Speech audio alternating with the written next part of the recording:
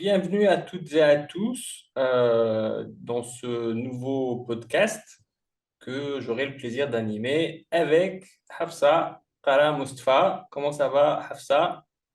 Ça va très très bien.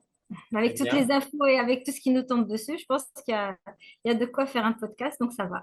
Voilà, il y a des mauvaises nouvelles, mais il y a des bonnes nouvelles aussi dans tout ça. Donc oui, donc dans ce podcast, on va parler, en fait, ça va être un podcast hebdomadaire. On va enregistrer le vendredi soir et ça sera diffusé le samedi matin. Et en fait, on va résumer un petit peu l'actualité de la semaine, n'est-ce pas? En tout cas, les éléments qui nous paraissent les plus importants. Bon, c'est un peu subjectif aussi, hein. Mais voilà, on va apporter une perspective qui va être bien sûr anti-impérialiste, hein, un petit peu, décoloniale Surtout. aussi peut-être, hein. Voilà. Et voilà, donc on va essayer de mettre les choses en perspective, perspective historique, et puis voilà, remettre peut-être du contexte qui n'est pas forcément cité dans les médias mainstream, voilà, parce qu'ils ont leur propre agenda. Et puis aussi, généralement, ils ont des journalistes qui sont pas très futés, pas très sophistiqués. Donc, il ne faut pas s'attendre à des miracles, hein. Donc voilà, on va essayer comment dire, d'apporter une perspective qui va être plus complète. Et ben oui, justement, d'autant plus que moi j'ai un peu hâte d'entendre ta perspective de Trump, parce que tu as quand même bien étudié la personnalité du personnage de manière sous l'angle psychologique. Et donc ça, je trouve ça très intéressant, parce qu'on a tendance à voir dans le côté politique et puis bon, le personnage un peu médiatique. Mais toi, tu as été un peu plus en profondeur et donc ça, je trouve que c'est un angle très intéressant que je n'ai pas encore entendu. Donc voilà, on va voir Oui. ce que tu vas nous révéler. Oui, alors je vais rien inventer parce que moi, ce que j'ai fait, c'est que j'ai lu l'ouvrage de la nièce de Donald Trump qui s'appelle Mary Trump et qui est psychologue clinicienne, hein. Elle est PhD en psychologie clinique et bien sûr, c'est une insider de la famille Trump. Et donc, voilà, elle a aussi bien le regard de l'insider qui a vu les choses se passer de près à l'intérieur de la famille Trump parce qu'en fait, comme on va le voir, comme je vais le préciser dans quelques instants, un peu, c'est le cas pour nous tous d'ailleurs, hein. Notre contexte familial, bah, ça nous forge, hein, ça forge notre personnalité. Et ça a été la même chose, hein, pour Donald Trump. Et surtout, en fait, ce qu'on a connu, ce qu'on a subi dans notre enfance, ça forge énormément notre personnalité en tant qu'adulte, hein. Donc voilà, c'est le cas pour Trump, évidemment aussi. Donc c'est sur ça qu'on va revenir, hein. Donc, l'ouvrage de Mary Trump, il s'appelle, donc il est sorti en 2020. Elle a écrit deux ouvrages. Donc, c'était son premier ouvrage. Donc, l'ouvrage s'appelle Too Much and Never Enough. How My Family Created the World's Most Dangerous Man. Hein, donc, déjà dans le titre, voilà, on voit bien que, elle avait mis le doigt. Bon, voilà. Et, euh, et donc, oui, alors qu'est-ce qu'elle dit, Marie Trump, dans son ouvrage? Alors, je l'ai résumé. Alors, j'avais publié un article sur la page Patreon de mon podcast. C'était début mai, donc il y a 2 mois et demi. Et j'avais résumé tout ça en quelques points, hein, comment dire, les principaux éclairages que partageait Marie Trump dans cet ouvrage, et puis aussi dans des interviews, parce que j'ai regardé pas mal d'interviews de Marie Trump. Et en fait, voilà, ce qu'elle disait, c'était que peut-être comment dire, l'événement dans l'enfance de Donald Trump qui a le plus impacté sa personnalité, c'est le fait que sa mère a été gravement malade pendant plusieurs années pendant les premières années de la vie de Trump, hein, quand il avait peut-être, je sais pas, 2, 3, 4 ans, 5 ans, 6 ans, 7 ans, hein, ça a duré pas mal d'années, sa maladie, hein, à sa mère. Et pendant cette période-là, voilà, pendant cette période-là, en fait, il y avait pas, il n'a pas eu une figure maternelle aimante qui a un petit peu remplacé, bon, bien sûr, on ne peut pas remplacer complètement une mère, mais voilà, qui aurait au moins pu se substituer, ne serait-ce que temporairement, à l'absence de la mère, qui était vraiment trop malade. Elle pouvait pas, elle était soit à l'hôpital, soit à la maison, mais même quand elle était à la maison, elle n'était pas capable de s'occuper des gamins. Elle était beaucoup trop malade. Et donc voilà, donc en fait, il a pas eu pendant une période critique de sa vie, il n'a pas eu de mère, on pourrait dire. Hein, d'accord? Donc, et donc ça, en fait, ça a fait que il a développé comment dire, pour ne pas, enfin, pour survivre à cette période où il avait pas vraiment l'amour d'une mère, etc., l'attention d'une mère et tout. En fait, sa personnalité a développé un certain détachement émotionnel, un détachement émotionnel permanent. Hein, d'accord? Donc ça, c'est resté jusqu'à voilà, aujourd'hui, il a 70 ou 75 ans, Donald Trump. Voilà, il est toujours comme ça. Hein, d'accord? Donc, détachement émotionnel permanent, hein, ça veut dire que il ne s'attache pas aux gens, voilà, il s'attache à personne en fait. Hein, donc, Donald Trump, il aime Donald Trump, il pense que à Donald Trump. C'est ce qu'on voit en permanence, et puis on y reviendra, on fera le lien avec l'actualité quand j'aurai balayé ces points-là.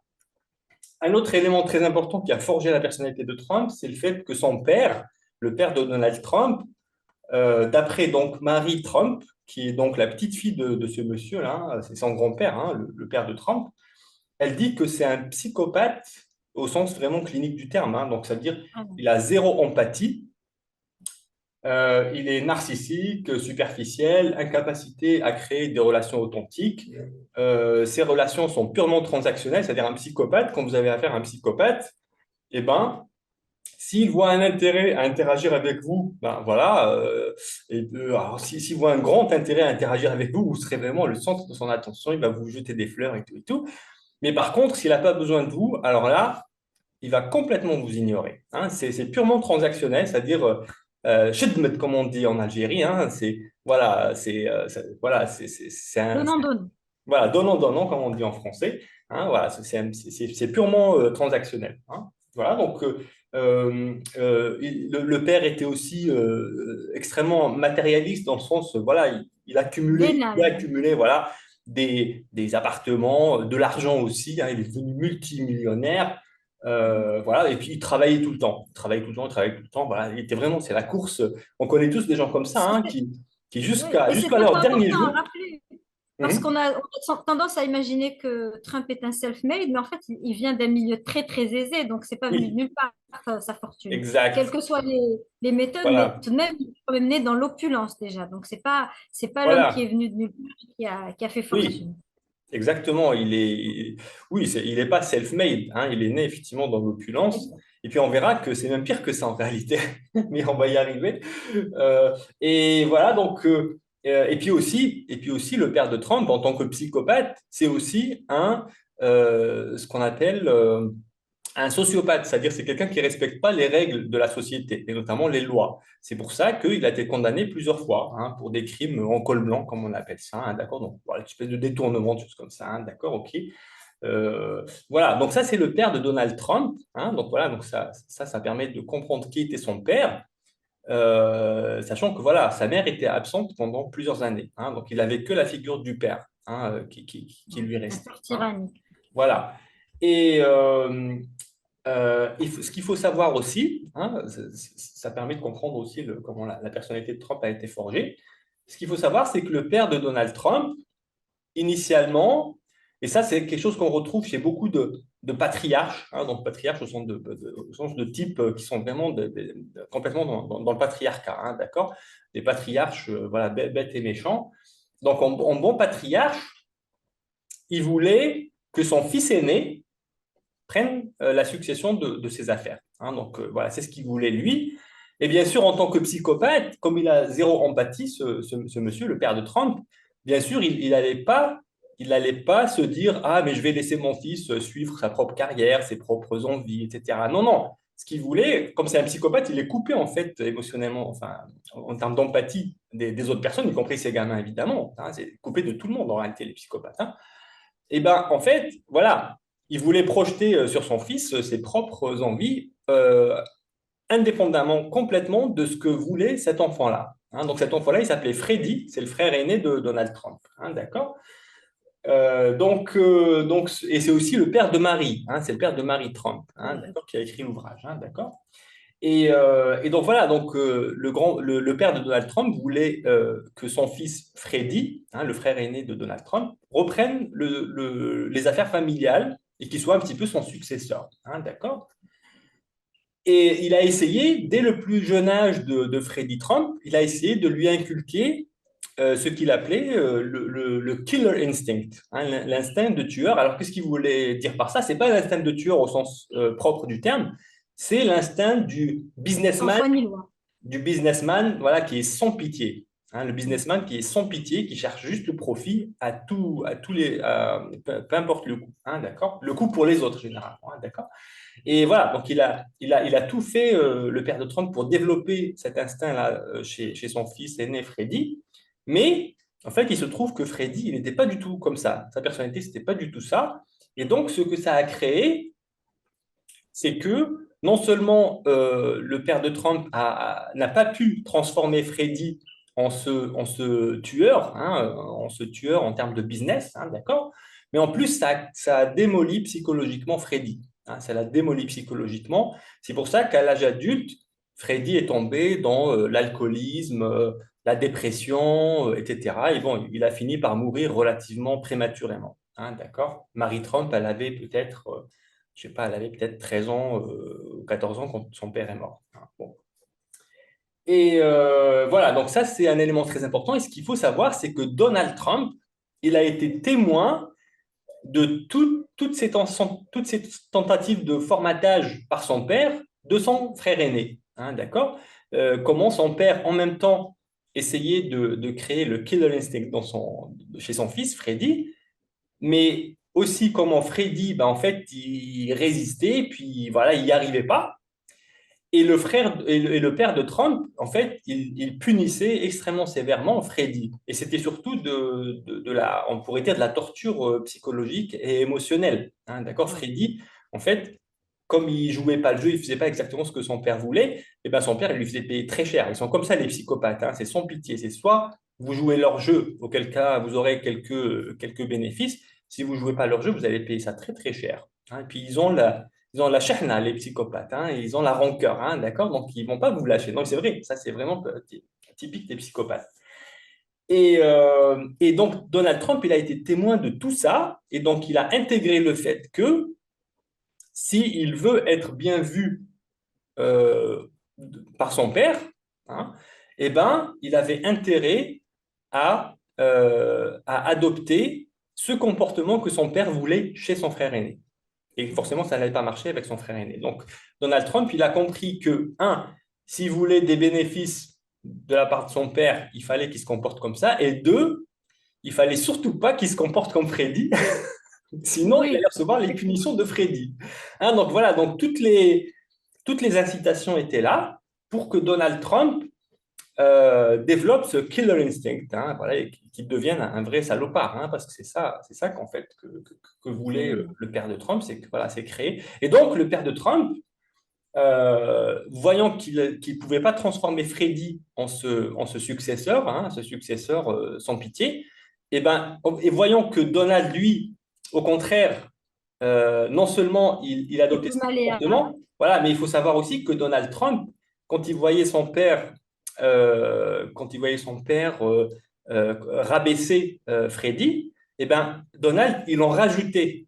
Il en Ok. rajoutait donc pour casser Freddy encore plus et aussi pour se faire voir positivement par son père et pour lui dire, ben regarde, en fait c'est moi ton vrai successeur. Hein, d'accord? Donc voilà, il a développé aussi, Donald Trump, comment dire, ce caractère de bully, hein, de harceleur, hein, c'est un bully, hein, Oui, c'est un d'accord? vrai bully, oui. Oui. Voilà, et c'est ce qu'on voit aujourd'hui, hein, d'accord? Bon, voilà, donc ça donne déjà pas mal de contexte sur quel environnement a formaté en fait la personnalité de Trump. D'accord. Voilà, donc voilà, la personnalité bully. Alors, ce qu'il faut savoir aussi, c'est que euh, c'est vrai qu'il était bully, hein, Donald Trump, avec son frère, mais aussi avec ses camarades. Par contre, il était assez malin pour reconnaître les situations où il était face Plus à fort que quelqu'un lui. de beaucoup plus fort que lui. Et Ouais. donc là, il savait un peu s'écraser, puis, hein, d'accord, il savait ne pas se confronter à quelqu'un de plus fort que lui parce que sinon il allait perdre la bataille. Donc ça, il l'a appris aussi. Comment est-ce qu'on le sait? Marie Trump, elle cite le fait que Donald Trump, il a été, alors en fait, il était insupportable vis-à-vis de ses parents. Et donc, il l'a envoyé dans un lycée militaire. Il l'a envoyé dans un lycée militaire de New York très réputé. Et en fait, il s'en est bien sorti dans ce lycée militaire, sachant que les jeunes recrues dans ce lycée militaire, ils se faisaient toujours bully par les grands, par les anciens du lycée. Et donc, lui, il s'en est bien sorti, ça veut dire il est arrivé malgré le bullying qu'il a subi, il est arrivé quand même à, comment dire, à naviguer à travers tout ça, hein. Ça veut dire que voilà, il savait s'écraser, il savait se conformer à plus fort que lui pour, pour sa propre survie, hein. Donc, il était quand même malin à ce niveau-là, hein, d'accord? Bon. Voilà. Et alors, ce qu'il faut aussi savoir comme élément très important, et j'ai presque envie de dire c'est celui-là le plus important pour comprendre Trump, et aujourd'hui c'est génial avec ce qui se passe depuis une semaine, c'est exactement ça. Il y a beaucoup de gens qui commencent à suspecter cet élément-là, c'est qu'en fait c'est un idiot. Il est vraiment pas intelligent du tout. Il est très très bête, Donald Trump. Bon, Il a, il a aucune expertise dans aucun domaine. C'est vrai ou pas? On l'a jamais vu parler ça, c'est d'un vrai. domaine qu'il maîtrise. C'est vrai ou pas? Hein. C'est que Et du il maîtrise une chose, à mon avis, il maîtrise le showmanship. voilà, exactement. Ça, oui. C'est un showman, c'est-à-dire c'est quelqu'un qui sait créer un spectacle, hein. Il sait créer un spectacle, il sait attirer l'attraction des gens, hein, d'accord, attirer leur intérêt, hein, d'accord. Et puis voilà, il y a certaines personnes qui vont simplement à travers son showmanship le suivre, hein, même s'il raconte des énormités. Ah oui. Voilà, voilà. Donc, mais ça, c'est un peu la société moderne. Enfin, c'est ce qu'on retrouvait déjà à Rome, hein, avec comment ils appelaient ça, le pain le pain et les cirques, hein, le pain et les spectacles. Hein. Vous savez que, Oui. enfin, tu sais, Hafsa et puis les gens, je pense, savent que vers la fin, dans Rome, en fait, les dirigeants, ils savaient que ils pouvaient affamer le peuple à partir du moment où ils avaient des spectacles, notamment les spectacles de gladiateurs, hein, parce que c'est très Reine, ouais. spectaculaire, voilà, des gens qui s'entretuent et tout. Et voilà, ben, Trump, c'est un peu ça, c'est-à-dire les foules qui le suivent, ben, en fait, elles le suivent surtout parce que il a du talent, effectivement, pour le showmanship, hein. Voilà, donc ce qu'il faut comprendre, c'est que vraiment, c'est un idiot, hein. Il a aucune intelligence d'aucune espèce, hein, d'accord? Il sait juste jouer un rôle, hein, d'accord? Et voilà, et manipuler les gens. Et ce qu'on voit aujourd'hui Mais ça, avec... quand même, ça demande une certaine intelligence de savoir manipuler les gens. Même si elle est Oui, oui, dans mais le négatif, attention, mais c'est pas de la manipulation sophistiquée. C'est pas du tout sophistiqué. soit. Hmm. C'est vraiment c'est très basique. C'est pour ça que les magas qui le suivent, ben, ils sont encore plus bêtes que lui. Eux, Oui, ils c'est sont très vraiment, animal en fait, c'est très instinct, ouais. voilà, c'est purement instinctif. C'est des gens qui n'ont aucune capacité d'analyse, de réflexion. C'est vrai. Ils sont encore plus bêtes que lui. C'est pour ça qu'il arrive à. Mais sa manipulation à lui, elle est vraiment pas sophistiquée. C'est pas machiavélien. Hein, par exemple, Ursula von der Leyen, c'est une psychopathe machiavélienne. Hein, elle sait calculer, manipuler les gens. D'ailleurs, elle a survécu à au moins deux votes qui voulaient la faire tomber. Hein, voilà, ça montre bien qu'elle sait calculer et tout. Emmanuel Macron aussi, il est machiavélien, hein, mais Donald Trump, pas du tout. Il est vraiment complètement stupide. Il arrive à manipuler seulement des gens qui sont encore plus stupides que lui, hein, il ne sait pas te le dire. Voilà, en fait, il a raté tout ce qu'il avait entrepris, Donald Trump, dans sa vie. Il n'a rien réussi du tout. Là où il s'est fait de l'argent, c'est par les magouilles. C'est par les magouilles, hein, voilà. Il a d'ailleurs perdu beaucoup d'argent et c'est son père qui l'avait sauvé. Des fois en lui donnant des centaines de millions de dollars, hein, des centaines de millions de dollars pour le sauver. Tellement il créait des faillites énormes.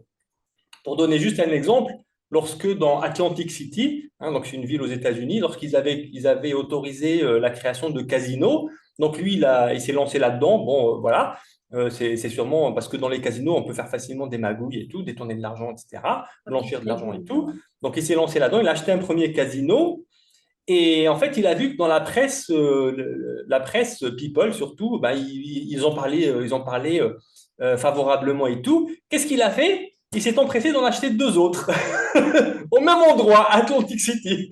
D'accord? Ce qui est complètement stupide. Donc, ce qui est arrivé, c'est que ces trois casinos, ils se sont cannibalisés les uns les autres, hein. Du coup, ça s'est terminé en faillite, mais son père, il était là pour le sauver à coût de centaines de millions de dollars, hein. Voilà, donc ça c'est pour donner un exemple de comment dire l'absence d'intelligence de Donald Trump, hein, parce que voilà, il est vraiment basique. Donc il a vu que les gens parlaient de lui quand il a acheté un casino, donc pour qu'il parle plus de lui, ben, il a acheté deux autres. Voilà, c'est le niveau basique de son intelligence. Voilà, quoi d'autre? Oui, alors lui aussi, comme son père, il s'est lancé dans comment dire, il respecte pas la loi. Hein. Lui aussi, on peut dire, c'est un sociopathe de ce niveau-là, de ce point de vue-là. Il respecte pas du tout. Il a aucun respect pour la loi, mais aucun. On le voyait déjà, par exemple, avec l'affaire de discrimination des Noirs Ouais. lorsqu'il s'agissait Il avait de leur louer des voulu logements. véritablement le faire accuser, ouais. Voilà, voilà, tout à fait. Mais on le voit aussi, là, avec son deuxième mandat, il a reçu en cadeau un avion commercial entier de la part du Qatar. Alors, le Qatar, c'est un pays extrêmement corrompu. Hein. Donc là, c'est vraiment au vu et au su de tout le monde qu'il le fait. C'est ça, Donald Trump. En fait, les lois et tout, il s'en fiche complètement. C'est un sociopathe à ce Et niveau-là. ça n'implique pas lui. Il est tellement une espèce d'esprit suprémaciste qu'en fin de compte, les lois, c'est pour le petit peuple, pour la plèbe, mais lui, il est au-dessus de tout ça. C'est Oui, ça, en oui, fait, l'état de... oui, ça l'intéresse pas les lois, ça l'intéresse pas, c'est pour les autres, mais lui, effectivement, il va pas s'embêter avec les lois. Hein. C'est la trop, plèbe. voilà, il va pas se rabaisser à respecter les lois quand même. Hein. Bon, il est comme son père à ce niveau-là, qui était aussi sociopathe. Et puis aussi, alors ce qu'il a appris aussi Donald Trump, comme il est bête, hein, donc on va dire comment dire, la recette de Trump, de sa personnalité, c'est qu'il est vraiment très bête. Il est privilégié et donc il avait beaucoup d'argent. Et en fait, il a tout raté dans sa vie, mais Mais grâce à l'argent il de est dans son des père, États-Unis.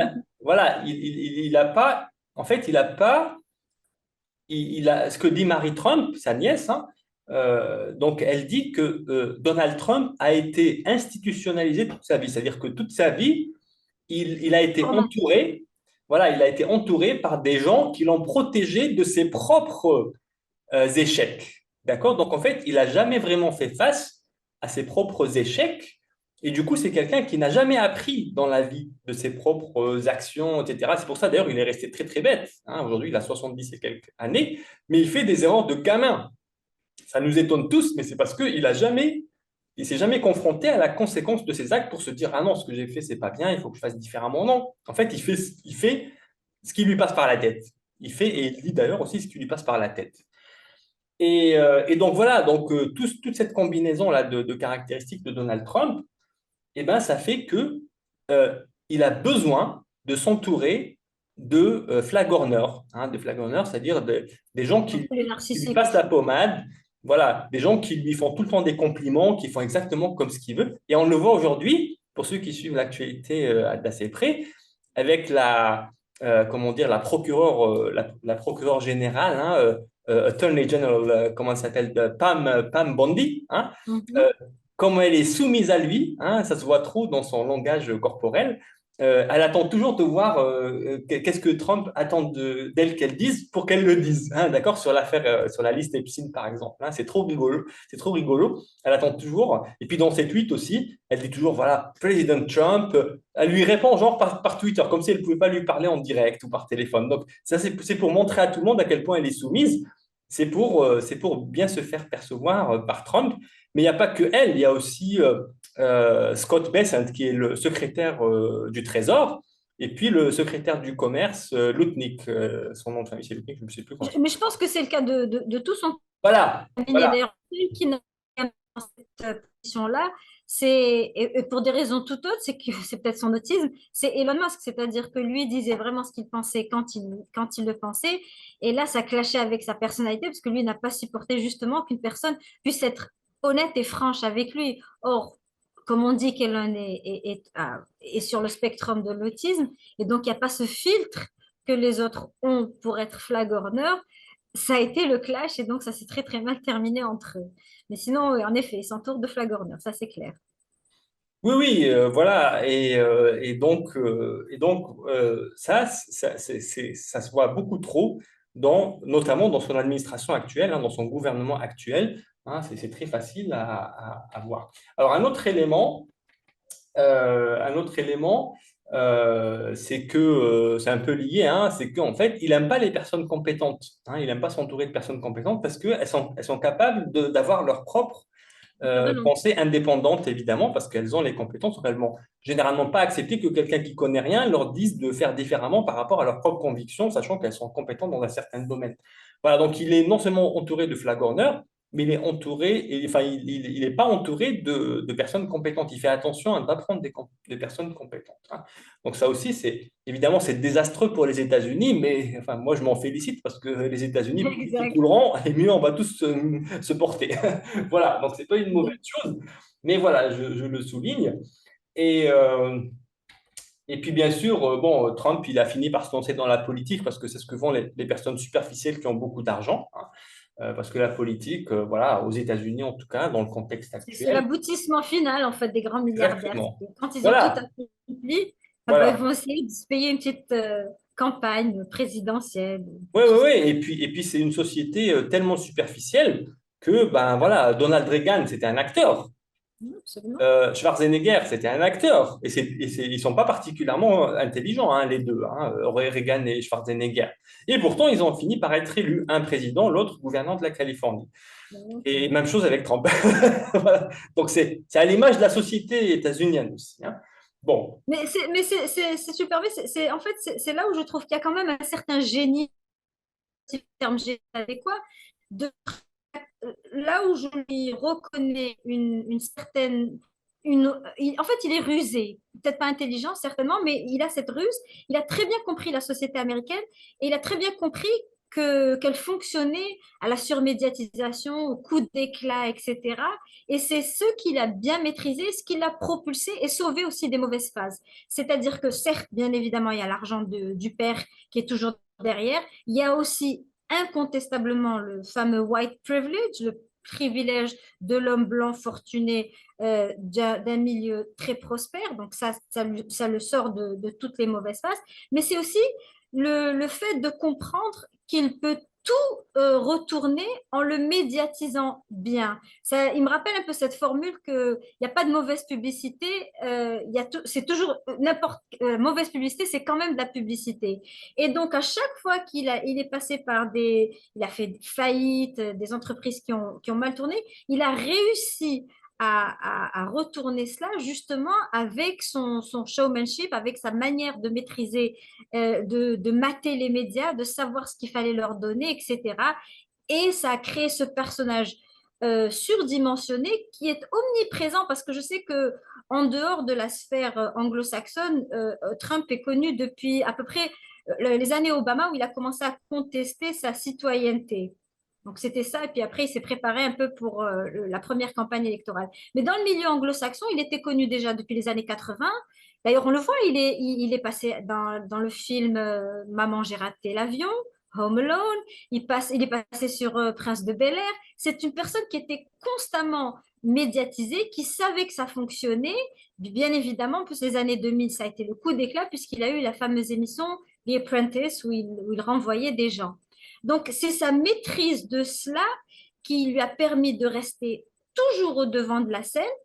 Et c'est pour ça aussi que quand on dit souvent, oui, les Simpsons, ils ont eu ce coup de génie, ils avaient prévu il y a très longtemps sa présidence. En fait, non, les Simpsons n'ont fait que répondre à une idée qui était déjà présente aux États-Unis, puisqu'à chaque interview qu'il accordait à des grands médias, et bon, il savait quand même comment donner ça goutte à goutte pour se faire mousser.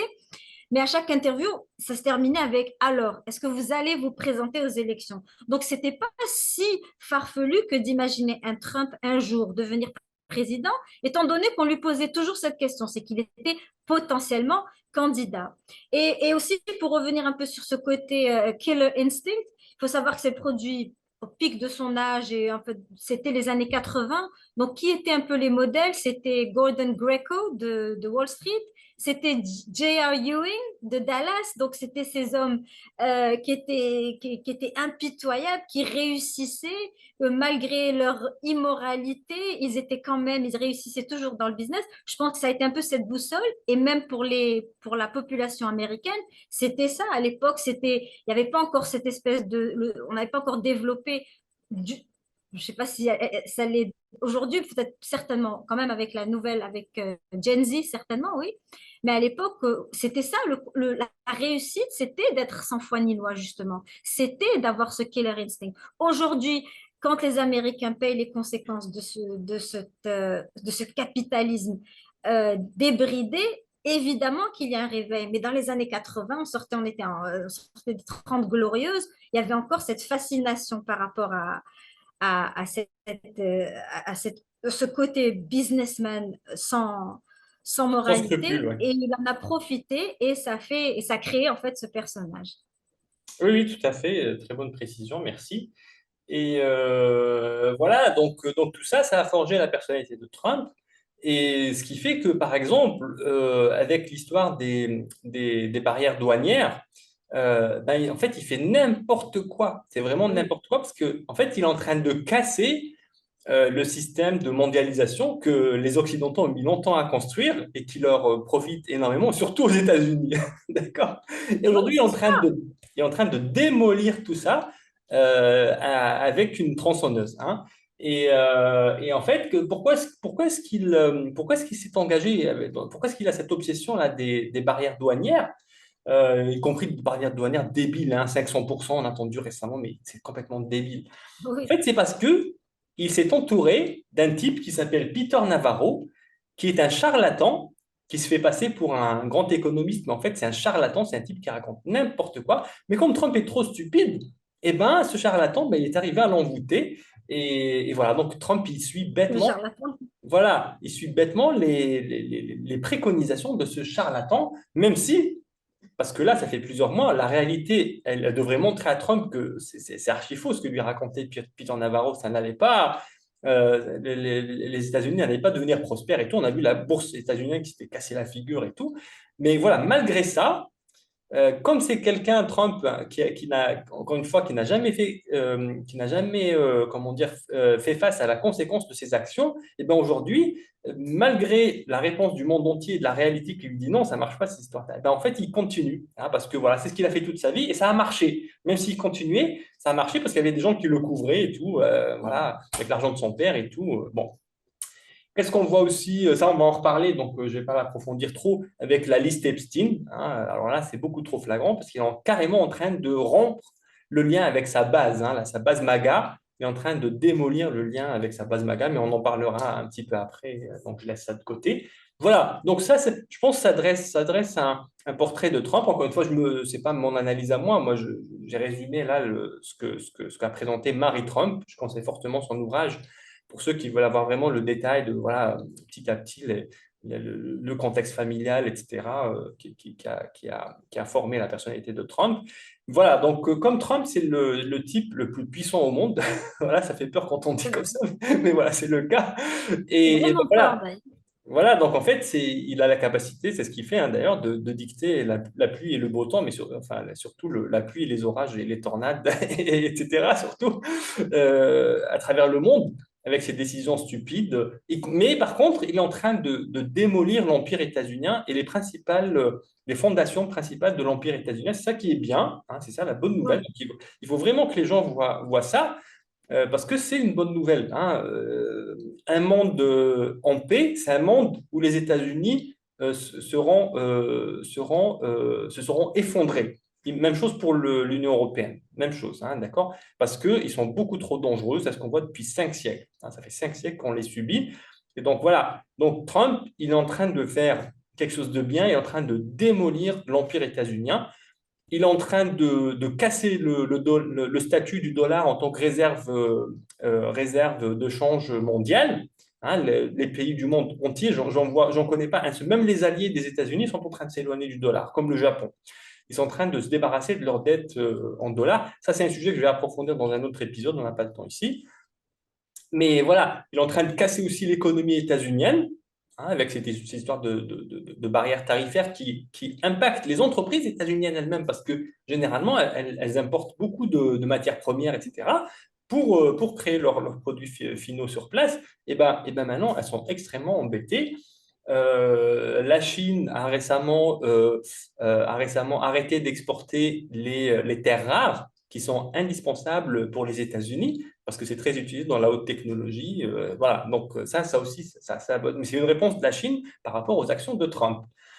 Et puis, il est en train de faire détester les États-Unis par le monde entier, y compris par les Européens, parce que là, il est en train de casser ce lien qui a plusieurs siècles, entre l'Europe et son ancienne colonie qui est devenue l'empire dominant. Hein, d'accord? Voilà, donc il est en train de casser ce lien-là, notamment avec l'histoire des tarifs, mais aussi en expliquant clairement aux Européens que désormais les États-Unis n'allaient pas les protéger au niveau militaire. Hein, donc on voit bien le type qui ne pense qu'à lui-même. Et puis aussi, un élément très important, c'est qu'il est là juste pour faire des affaires. Et je pense que le cadeau des Qataris sous forme d'avion commercial, un avion commercial entier, et pendant son mandat, ils n'ont pas attendu qu'il finisse son mandat pour dire que c'est déconnecté. Non, pendant son mandat, ils ont été malins, là, les Qataris, en tant que corrompus eux-mêmes, experts de la corruption, ils ont compris que pour se Ils mettre maîtrisent bien l'art de la corruption. voilà, pour se mettre Donald Trump comme ami, il fallait qu'il lui fasse un gros cadeau. C'est exactement ce qu'ils ont fait. Alors, par contre, ça ne Oui, veut pas dire qu'il sera leur ami, parce qu'eux, ils croient à ça. Bon, il sera leur ami sûrement un certain temps, mais il va les sacrifier à la première occasion. c'est vraiment l'histoire du monde arabo-musulman avec les Occidentaux, cette idée de penser que agir de manière chevaleresque, achever une amitié à longue durée, une alliance solide, c'est faux.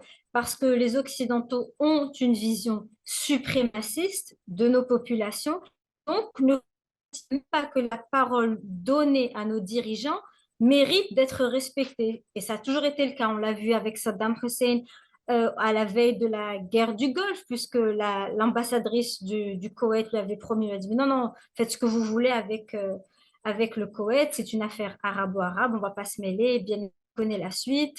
On l'a vu aussi loin du temps de Salah ad-Din Ayyoubi qui pensait qu'en envoyant son médecin à Richard Cœur de Lion, ça allait permettre une espèce de rapport apaisé, etc. Et puis bon, il fait exécuter plus de 20 000 prisonniers de guerre musulmans. Donc, l'Amir Abdelkader également aussi, il a été obligé finalement de signer les accords de la TAFNA parce que les Français ne respectaient pas leurs paroles. Donc on voit à travers l'histoire les rapports qu'a le monde musulman avec les Occidentaux, que c'est toujours basé sur un manque de parole. Et quand on observe bien, on se rend compte que justement, ils ne considèrent pas que la parole donnée à nos dirigeants, à nos peuples, etc., mérite d'être respectée. Et c'est pour ça que justement, plus ces dirigeants des pétromonarchies s'abaissent devant ces Américains et ces Occidentaux, moins en fait ils se protègent parce qu'ils ne font que démontrer leur faiblesse au final. Oui, oui, et j'ai presque envie d'aller plus loin parce que, en fait, cette faillite morale, parce que c'est de la faillite morale, ça se traduit par du non-respect de promesses, mais c'est beaucoup plus large que ça. Cette faillite morale est caractéristique de l'Occident. Ils font ça même entre eux. Sauf que ils ont compris que en se liguant entre eux, entre occidentaux contre le reste du monde, c'est ça qui leur permettrait de dominer. Hein. Donc en fait, comment dire, euh, l'union, l'espèce d'union occidentale, hein, l'unité occidentale, en fait, est très superficielle parce qu'en réalité, ils s'espionnent tout le temps, par exemple. Ils essaient tout le temps de se saboter sur des. Voilà, mais quand il s'agit de leur relation avec le Sud global, eh ben, en fait, ils sont unis contre le Sud global. Hein, c'est ça le truc. Donc, en fait, c'est vraiment une essence de l'Occident, cette faillite morale. Ça, c'est très important de le comprendre pour comprendre l'Occident. Il faut rien attendre de bon de l'Occident. Hein, c'est ce que je Oui, vais répéter souvent, d'ailleurs, c'est ce que je dis souvent, mais je vais le répéter très très souvent pour que les gens comprennent bien. Il faut rien attendre de bon de l'Occident. Hein. Tout ce qu'on voit de bon de l'Occident, c'est en réalité juste de l'apparence, et si on creuse un petit peu, on voit qu'en réalité, ça cache des choses désastreuses. Voilà, donc effectivement, les Qataris, voilà, hein, donc ils ont compris, mais ça n'empêchera pas qu'ils seront eux aussi sacrifiés à un certain moment. C'est ce que Trump a fait tout le temps. Hein. Il fait tout le temps, quand il atteint certaines limites à un certain niveau, ben, en fait, il sacrifie une des personnes de son entourage ou un de ses alliés ou quoi. Hein. Voilà, donc oui, alors juste un petit élément de plus pour montrer le degré de, comment dire, ouais, de non-respect des promesses et de faillite morale de Trump en particulier. Hein. Donc on a dit c'est un sociopathe, il ne respecte pas les normes. les normes, les lois, les règles de base voilà, de fonctionnement saines. Au même moment où les États-Unis négociaient avec l'Iran, attaque de la part d'Israël, une attaque qui n'aurait jamais pu avoir lieu sans l'accord des États-Unis. C'est ce que disent la plupart des analystes. Et ça paraît un peu logique. Hein. Israël n'allait pas s'amuser à attaquer l'Iran en pleine négociation avec les États-Unis contre l'avis des États-Unis ou contre l'accord des États-Unis. Hein. Donc voilà, et ça c'est extrêmement grave évidemment. Hein. Et là, ça a réveillé un petit peu les élites iraniennes parce que je pense qu'elles étaient un peu naïves. Mais bon, je pense que là, elles sont bien réveillées par rapport à cette réalité-là. Alors, c'est très intéressant parce que l'Iran est un pays que je connais très bien et je ne sais pas si c'est de la naïveté de la part des Iraniens, mais plutôt cette idée que les dirigeants occidentaux sont aussi intelligents et cultivés qu'eux.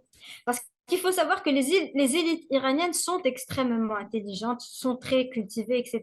Et ils ont cette image que les dirigeants occidentaux sont un peu comme eux. Et bien évidemment, c'est faux. Et d'ailleurs, pour l'anecdote, ça me rappelle, c'est une interview qui est très ancienne, qui date des années 90, de Mohamed Khatami, qui à l'époque était Premier ministre. Et quand il pose la question à Amanpour de CNN, qui est d'origine iranienne, mais je ne pensais pas, ça n'a aucune importance, et il lui dit, mais bien évidemment, j'imagine que tous les Américains ont lu Montesquieu. Et donc, ça fait véritablement rire quand on sait que peut-être l'Américain moyenne serait peut-être incapable de placer la Grande-Bretagne ou l'Europe sur une carte, alors de là à connaître Montesquieu, c'est quand même assez recherché. Mais je pense que ça reflète l'image et l'idée que se font les élites iraniennes des élites occidentales. Il y a peut-être 100 ans, etc., quand les gens n'étaient pas, la majorité des gens étaient analphabètes, etc., et que seules les personnes instruites pouvaient remonter à la surface, on pouvait imaginer que, évidemment, l'élite était particulièrement instruite et donc elle était suffisamment cultivée. Mais aujourd'hui, ça n'est plus le cas. Et les Iraniens, je pense, pour une raison que je ne comprends pas, ont maintenu cette image des élites occidentales. Mais comme tu le dis, je pense qu'il y a eu un véritable réveil. Déjà, je pense que le 7 octobre, avec ce qui se passe à Gaza, est un réveil pour beaucoup de monde et dans énormément de domaines. Et à tous les niveaux, dans les sociétés occidentales, dans les sociétés arabo-musulmanes, etc. Et donc, il y a ce réveil lié à cela. Et évidemment, les Iraniens ne sont pas à l'abri de ce réveil. Et c'est une bonne chose, en effet. Oui, oui, tout à fait. Voilà. En tout cas, moi, je pense que Trump va continuer à casser l'empire états-unien, c'est très bien. Par contre, ce qui est dommage, c'est qu'il a rompu le lien avec sa base parce que ça va l'affaiblir et donc ça va affaiblir ses actions de destruction de l'empire. Voilà, c'est ça qui m'inquiète un petit peu. Donc, j'espère que Donald Trump, s'il nous écoute, qu'il va se rétablir ses bons liens avec sa base MAGA pour qu'il puisse gouverner jusqu'à la fin de son mandat et au-delà même, si Mais je possible. pense il va pas tout à fait la perdre parce qu'il suffit qu'il sorte une loi supposément anti-woke pour la ramener. Pour l'instant, c'est vrai que l'affaire Epstein, ça fait tâche. Ça fait tâche. Et aussi, il y a, encore une fois, par rapport au 7 octobre, il y a un réveil dans la droite américaine qui est fascinant, c'est de voir à quel point aujourd'hui, c'est fini. Les Américains ne sont plus disposés à aller se battre pour Israël. C'est-à-dire qu'il y a 20 ans, 30 ans, ils pensaient encore qu'en se battant pour Israël officieusement, mais en fait, compte, c'était pour le bienfait des États-Unis. Aujourd'hui, on a des voix très importantes de la droite américaine, comme Tucker Carlson, comme Candice Owen, etc., qui était, il faut le rappeler, une islamophobe patentée il n'y a pas si longtemps. Elle favorisait un discours extrêmement anti-islam, extrêmement anti-arabe. D'ailleurs, elle est citée, elle était presque une inspiration pour le fameux terroriste qui est rentré dans une mosquée en Nouvelle-Zélande. Il avait cité ses articles tellement il était remonté. Donc, c'est pas une amie. Mais enfin bon, elle a eu un peu son moment, son déclic. Et aujourd'hui, sa voix porte énormément, peut-être précisément parce qu'elle est passée par la case islamophobe et que ça fait un peu réveil. Et donc aujourd'hui, par rapport à cela, cette soumission à Israël fait tâche. Elle commence à véritablement irriter en particulier la jeune génération montante. Et là, c'est une perte. Mais encore une fois, je pense que la base MAGA, il suffira de lui dire ah, on va sortir une loi anti-avortement, anti-machin, anti-machin. Il les ramènera. En tout cas, il les aura plus ou moins dans sa poche au moins jusqu'à la fin de son mandat. Donc, sur ce point, je suis malheureusement pas trop inquiète. Ou heureusement, je sais pas. Oui, ben moi, je pense que ça peut être irréversible parce que lui-même, il a promu cette affaire Epstein comme étant très importante. Donc voilà, en fait, il est en train de casser les fondations, une partie des fondations sur lesquelles il était suivi. Et lui-même, comment dire, il a soufflé sur cette flamme-là, hein, auprès Oui, de. mais il faut pas oublier qu'aussi au dernier mandat, il avait promis aussi d'emprisonner Hillary Clinton pour l'affaire des emails. Il n'a rien fait. Et la base MAGA ne lui en a pas tenu rigueur. En fait, il avait dit une phrase qui était très intéressante la dernière fois. Il avait dit, je pourrais tirer sur quel fait à venir et ma base me soutiendra toujours. Et je pense qu'il a raison parce que la preuve, malgré tout, je pense que c'est peut-être plus par réaction par rapport à une haine viscérale qui s'est développée des démocrates, que malgré tout, sa base lui est fidèle. Déçu, mais il reste plus ou moins fidèle dans l'ensemble. Oui, en tout cas, ça va être très intéressant à suivre dans les prochains jours, Ouais. prochaines semaines, et Ah oui, oui, absolument. on va commenter là-dessus dans les prochains épisodes. Voilà, donc j'en Tout ai à fini fait. de. Oui, je pense que là, on est gâtés en termes d'événements C'est sûr, à ouais, ouais. commenter. Événements Oui, c'est politiques. intéressant. Voilà, donc j'en ai fini avec Trump. J'ai pris beaucoup de temps. Désolé, désolé, Ben Hamza. non, non, pas du tout. C'était un angle très intéressant parce que justement, on n'a pas tendance à analyser sa psychologie. On a tendance à voir un peu, à avoir une vision un peu caricaturale du personnage, mais on ne plonge pas véritablement à ce qui a créé Donald Trump. Donc là, vraiment, c'était une approche très, très intéressante. Ben, moi, je te remercie parce que j'en ai appris énormément sur lui. Donc voilà. Pas de rien. Voilà, ben, je te laisse sinon nous parler de Syrie. Alors, la Syrie, bah écoute, la Syrie, c'est très intéressant, enfin très intéressant, très triste surtout, parce que je pense qu'on est en train, encore une fois, d'assister au dépeçage de ce grand pays du Moyen-Orient. Mohamed El-Joulani, alors tu remarqueras que on l'appelle plus El-Joulani, on est revenu vers son patronyme. Et ça, c'est très intéressant, je trouve, parce que justement, il a forgé sa carrière militaire sur le patronyme, enfin le surnom El-Joulani, qui signifie en arabe celui du Golan. Et donc, l'idée étant qu'en revenant au pouvoir, il allait justement faire face à Israël et récupérer le Golan. Et beaucoup des anti-Bachar ou des anti-Assad en général ont longtemps argumenté les Assad, justement, dès qu'ils ont le Golan, n'ont jamais tiré une seule balle en direction d'Israël pour le récupérer. Et donc, lui a joué sur cela pour se présenter comme celui qui allait le récupérer. Et puis, dès la chute de Bachar al-Assad, on observe trois phénomènes intéressants. Le premier étant qu'il annonce qu'il n'a aucune animosité envers personne, si ce n'est l'Iran et Hezbollah, donc c'est clair, aucune déclaration hostile envers Israël.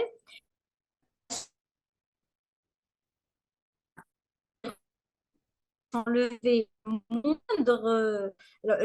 la moindre voix, encore moins le moindre soulèvement, lorsqu'ils ont attaqué au lendemain de son arrivée au pouvoir les infrastructures vitales à la Syrie et il a laissé faire sans rien dire, profitant un peu de l'euphorie et de tout l'engouement qu'avaient pour lui les médias occidentaux.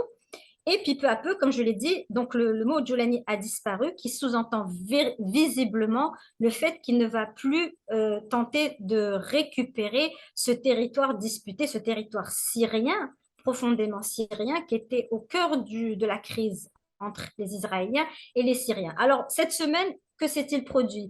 Alors, au cours des derniers jours, il y a eu des massacres contre la minorité druze de Syrie, qui est une minorité. Alors, les Druzes, c'est un groupe ethnico-religieux, donc on les retrouve en Syrie et au Liban et ils sont une branche religieuse du chiisme duodéciman, mais qui est une pratique assez particulière. Et donc, ils ont toujours été, ils sont aussi en Palestine, sauf qu'en Palestine, beaucoup d'entre eux, pas tous bien sûr, mais beaucoup d'entre eux se sont rangés aux côtés des Israéliens et ils forment la seule communauté arabe que l'on retrouve au sein de l'armée israélienne. Donc ça, c'est un point à retenir. Et donc, ce qui s'est passé cette semaine, c'est qu'il y a eu des attaques, des massacres contre les populations druzes en Syrie et Israël est arrivé et a bombardé des groupes dits terroristes qui étaient supposément sous le Joulani, moi je continuerai à l'appeler le Joulani, pour démontrer que les Israéliens sont les grands sauveurs des Druzes. Super, super victoire pour Netanyahou qui déjà peine à se faire respecter au vu du massacre et du génocide qui est commis à Gaza. Et donc là, non seulement il se présente comme le grand sauveur des Druzes, mais il s'est acquis le soutien et la loyauté des Druzes en Syrie. Donc là, c'est une grande victoire et c'est une victoire qui lui a été, à mon sens, possible que grâce à El Joulani qui a démontré dès son arrivée au pouvoir qu'il n'avait aucune hostilité envers Israël et pour ma sans, sans le moindre désir d'être complotiste, mais comme tu le sais bien, en Syrie, il y a eu le fameux Eli Cohen qui était un Israélien, un sioniste israélien qui s'est infiltré au sein du sérail syrien au point qu'il est arrivé à la veille de sa nomination en tant que ministre de la Défense. Donc, on dit bien, il est arrivé très, très haut dans les échelons de la politique syrienne. Et là, on rentre un jour et on le trouve en plein en train de faire passer des messages aux Israéliens. Il est maintenant condamné, exécuté, etc. Et ça reste un point de contentieux très intéressant puisque les Syriens ont toujours refusé de remettre sa dépouille aux Israéliens qui la réclament depuis plus de 50 ans, 60 ans même. Et El-Joulani a déjà accepté de le faire, de remettre cette dépouille, qui a une signification très, très importante. Et à mon sens, et au vu du profil du personnage, alors il est né en Arabie Saoudite, il se faisait appeler El-Joulani, mais il a perdu. Il a démontré une sympathie très, très ouverte envers Israël, malgré ses attaques répétées sur la Syrie, sur les intérêts syriens.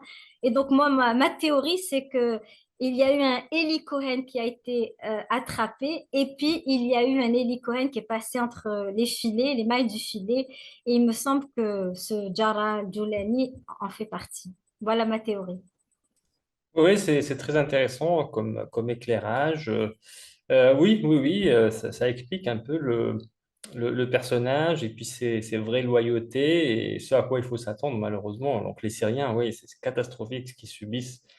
Assad, c'était pas quelqu'un c'était pas un bon dirigeant, mais depuis la chute de son régime, c'est vrai que c'est vraiment désastreux. Voilà, il aurait mieux valu que la Syrie reste sous le régime d'Assad, même si c'était pas génial. Et par contre, en fait, forcément, elle a laissé s'effondrer la Syrie parce qu'il ne faut pas oublier que les États-Unis occupent la Syrie, et en particulier des régions de la Syrie où 80% de la production pétrolière de la Syrie est produite. Et donc, c'est les Exact, États-Unis qui se sont accaparés cette production, hein. Donc voilà, ça, c'est le vrai visage des États-Unis, hein. C'est des pilleurs, hein. Ils absolument. s'installent où ils veulent. Et puis, et bien sûr, quand vous supprimez 80% des revenus pétroliers d'un pays qui dépend beaucoup de ces Qui était revenus-là, c'est déjà une question de affaibli. temps avant que ça s'effondre, hein. On sait bien, enfin, c'est ce qui est dit, je ne sais pas jusqu'à quel degré c'est vrai, mais que l'armée syrienne était démotivée, dégoûtée parce qu'ils étaient payés, je crois les soldats, ils étaient payés 30 dollars par mois ou un truc dans le genre, les généraux 80, enfin bref, voilà quoi. C'est un truc qui attendait de s'effondrer. Je ne sais pas ce que tu en penses, Mhm. Hafsa. Oui, oui, de toute façon, toutes les conditions étaient. Et je pense aussi qu'il y a une complaisance de la part de Bachar al-Assad, c'est-à-dire sa grande erreur, ça a été de compter énormément sur les Russes et de penser que de toute façon, c'est bon, ça y est, le plus gros de la crise était passé. Et il n'a pas géré l'après-crise. Parce que le pic, en fait, de la crise syrienne, c'était 2014, 2015, 2016. Et puis, on a commencé à avoir une accalmie à partir de 2019-2020. Et là, il a été extrêmement complaisant. Il a aussi énormément compté sur les Russes il faut avoir un peu chinois aussi. Ils ne sont pas les ennemis, mais ils ne sont pas particulièrement les amis non plus. Ils sont là pour leurs propres intérêts avant tout. D'ailleurs, les Russes, qui avaient pourtant leur base en Syrie, n'ont rien fait pour empêcher les attaques régulières de l'armée israélienne sur le territoire syrien depuis 2012, 2013, 2014, enfin 2014-2015 plutôt, puisque c'est là où le début de la présence syrienne la présence russe pardon, en Syrie. Ils ne sont jamais intervenus pour mettre fin à cela.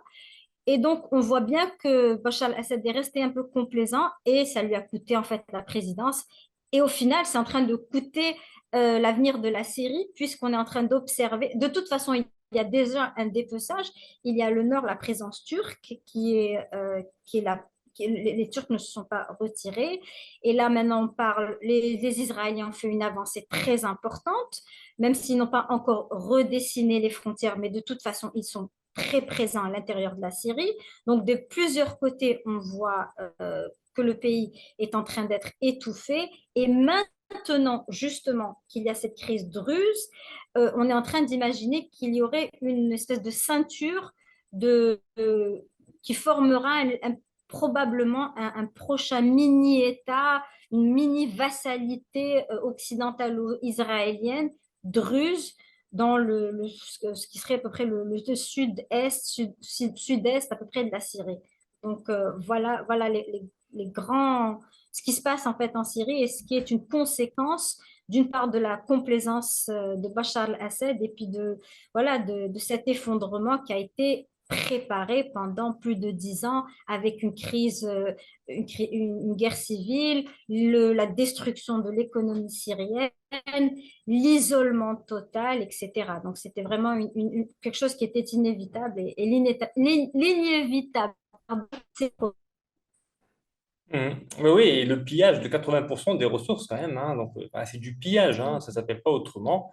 Et oui, non, non, mais, ouais. mais de toute façon, voilà, c'est ça, les Occidentaux. Et juste pour revenir, d'ailleurs, on dit que Trump n'a jamais déclenché de guerre, etc., ou du moins lors de son premier mandat.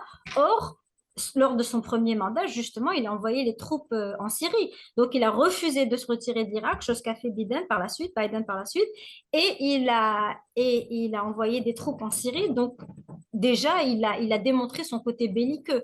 Alors aujourd'hui, avec la crise iranienne, il n'est pas intervenu complètement en tant qu'armée américaine, mais il a cautionné l'opération israélienne et donc c'est déjà un pas en avant vers une espèce de une militarisation américaine au Moyen-Orient. Oui, oui, effectivement, effectivement. De toute façon, bon, si on se met à écouter les médias occidentaux, bien sûr, enfin, voilà, le haut, ça devient le bas, la gauche, ça devient la droite. Enfin bref, hein, voilà, c'est pour Oui, ça mais qu'il c'est faut ce qu'on voit vraiment avec la pas. Palestine. Ouais, voilà, c'est pour ça qu'il faut jamais, jamais les écouter. Bon, merci Hafsa pour ces éclairages. Maintenant, si tu veux, on va passer rapidement, voilà, des éléments d'actualité, des éléments d'actualité. Je sais pas surtout cette semaine peut-être, hein, qui vient de se terminer. De quoi est-ce que tu voudrais nous parler? Eh bien, on a parlé de l'affaire Epstein, on a parlé de l'affaire de la Syrie, donc voilà les points importants. Bon, je pense que de mon côté, on a fait le tour, donc à toi de voir. Ben, moi, je voulais parler du message de Abu Obeida, donc c'est le porte-parole des brigades Qassam. Mhm. Hein, donc, il a fait un long message aujourd'hui, je crois que c'était 18 minutes, donc c'est assez long par rapport à ses messages de manière générale, à ses communications. Alors, bon, j'ai noté deux éléments qui me paraissaient importants, même si ça vaut la peine d'écouter tout son message.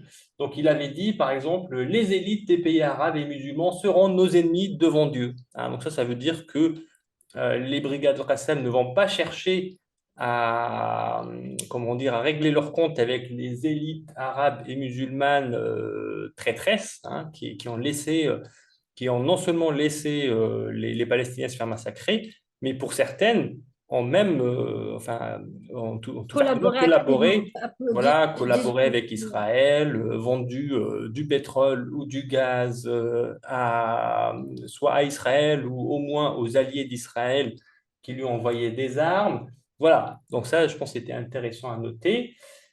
Et puis, ce qu'il avait dit aussi, c'est que les brigades al-Qassam soutiennent les négociations indirectes avec Israël qui ont lieu en ce moment, mais condamnent le gouvernement de Netanyahou qui tente de faire accepter l'idée que les otages israéliens sont déjà morts.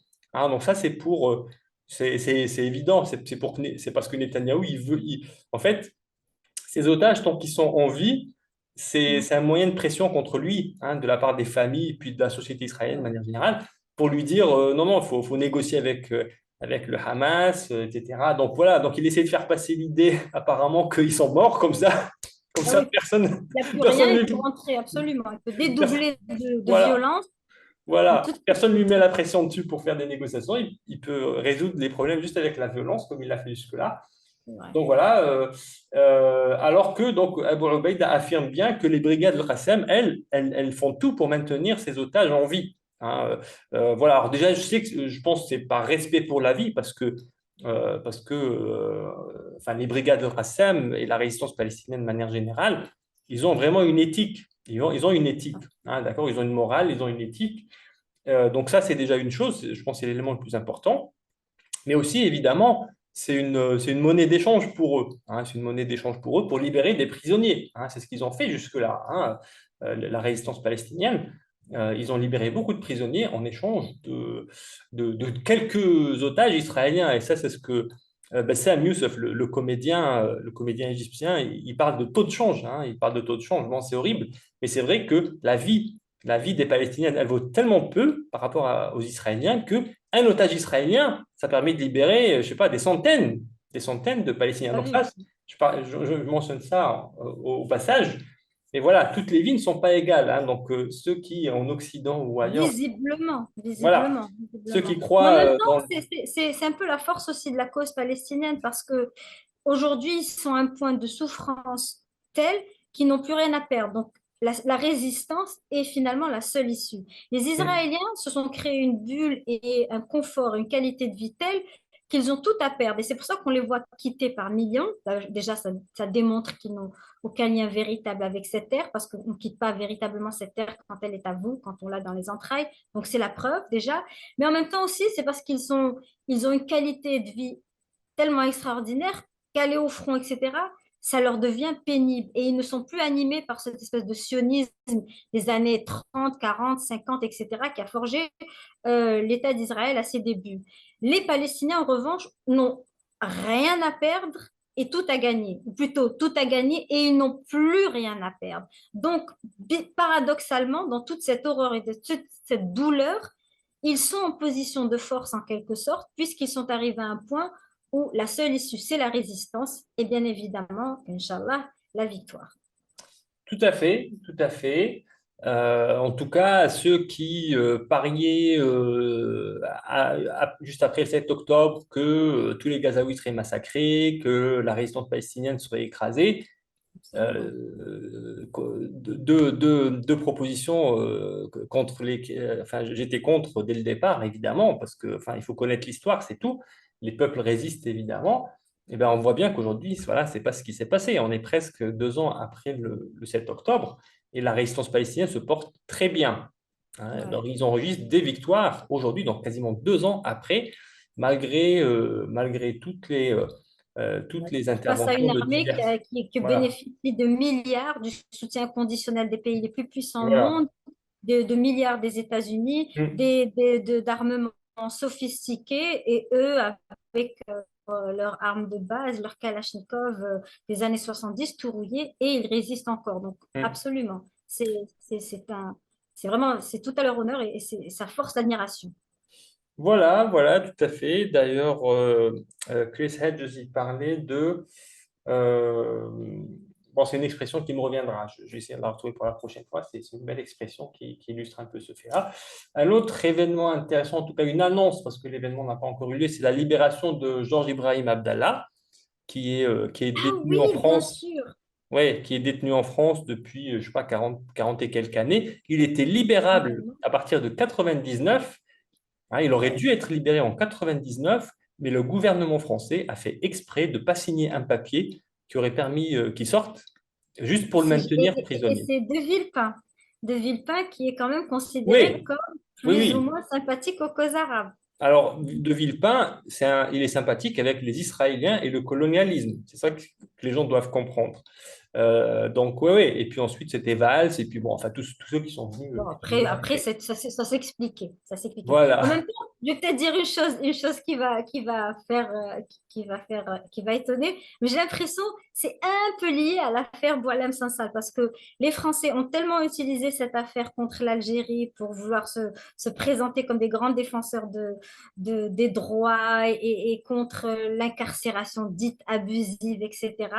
Et au final, on leur renvoyait à la figure cette injustice flagrante, cet homme qui aurait dû être libéré il y a de très, très, très nombreuses années, ce crime contre l'humanité, véritablement. Et donc, finalement, ils ont quand même un peu fléchi parce qu'ils n'avaient vraiment plus d'arguments lorsqu'on leur démontrait que tout ce tintamarre qu'ils faisaient pour Boualem Sansal, alors que dans leur geôle, ils avaient un Georges Abdallah, c'était absolument scandaleux. Donc voilà. Oui, oui, c'est possible. Mais bon, ça sera intéressant de savoir qu'est-ce qui a influencé vraiment le gouvernement français, parce qu'ils font pas ça de bon cœur, hein, ou parce qu'ils auraient compris, ils auraient vu la lumière, ou ils auraient compris. Hein, d'accord, c'est pas du tout ça. Généralement, ils agissent sous la contrainte. Hein. Comme disait Frantz Fanon, les colonialistes, ils comprennent seulement le langage de la violence. C'est tout. Hein. C'est ça, il faut bien le comprendre. Hein. Voilà. Par contre, donc apparemment, il est prévu qu'il soit libéré le 25. Mhm.